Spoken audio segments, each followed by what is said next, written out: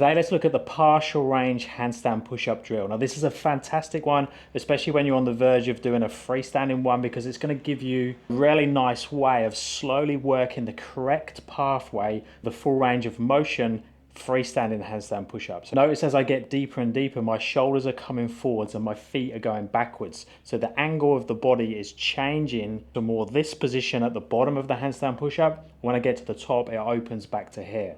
A lot of people, when learning the handstand push-up, they'll tend to go straight up and down, especially when they've learned against the wall. But to get efficient freestanding versions, they're going to carry over to things like 90-degree handstand push-ups, deficit handstand push-ups. Then learning that pathway down to that shoulder stand position is really important. So notice I'm touching the target with control and then returning back to the straight handstand. Now, if you're newer to handstand push-ups or still building that foundation strength for the handstand push-up movement, you can do the same thing in a pike push-up. If you're not quite ready for the freestanding version, we can do both back to wall and chest to wall versions. So again, with the wall versions, we're trying to mimic the pathway of the freestanding. So as we come lower, the shoulders come forwards, the feet would go backwards. When we're doing the chest to wall version, that's a little bit more tricky because the toes need to stay on the wall all the time. However, with the back to wall version, if we take the free leg and only used one leg that's bent touching the wall for balance assist, we can mimic that pathway a little bit easier.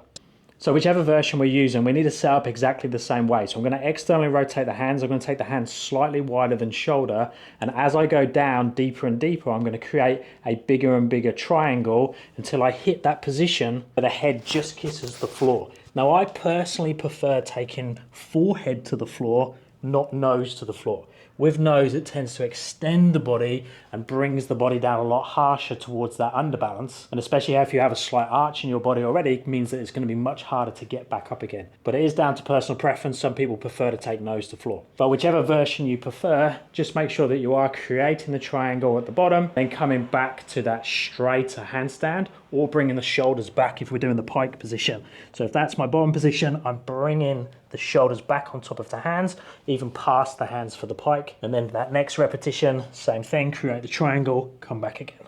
Now, if you're working sets, I recommend that you're doing 3 to 5 repetitions at the same height. So if I'm doing this height here like this, and I'm practicing 3 to 5 reps here, I might have the capacity or the strength to do the repetitions, but if I don't have the balance, I might do 2 and fall, then I just quickly kick back up again and do my 3rd rep. So there might be a little gap between the reps, but that's going to be really good if I'm on that verge of freestanding. As soon as I can get 5 reps comfortable, I'm ready to go to that next height.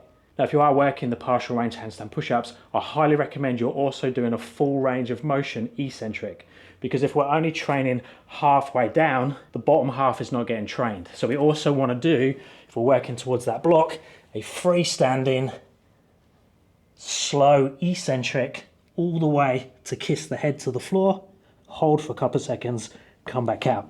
Same if you're doing it against the wall, same if you're doing pike. If you're doing the pike and can't get all the way to the floor because you feel like you're going to face plant, do a really slow controlled eccentric dip or push up. But make sure you are doing something for that full range of motion.